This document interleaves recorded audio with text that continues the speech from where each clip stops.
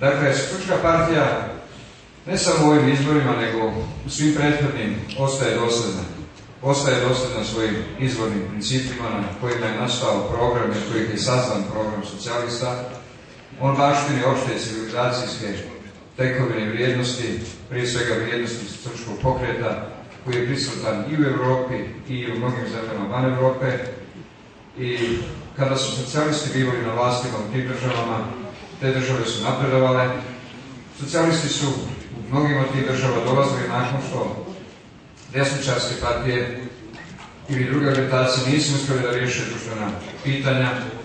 Stvarajući velike konflikte, socijalisti su dolazili da urede stanje u zemlji, da provedu ključne temeljne reforme, uspostavili red, poboljšavali stanje, a kao što su reforme obično bolne, onda ljudi, zbog toga što im se reforme ne dopade jer one pogađaju ljude, glasali su za druge misleći da će sa njima biti bolje. Onda su opet ulazili u krize pa su dolazili socijalisti da ih spašavaju. I to je jednostavno politika i misija socijalista širom planete. Naš je program i nastao jako davno, u vrijeme kada je trebalo mijenjati svijet, kada nam je trebao pravedniji svijet, pošteniji svijet, svijet u kome neće biti obespravljeni, u kome će biti više slobode.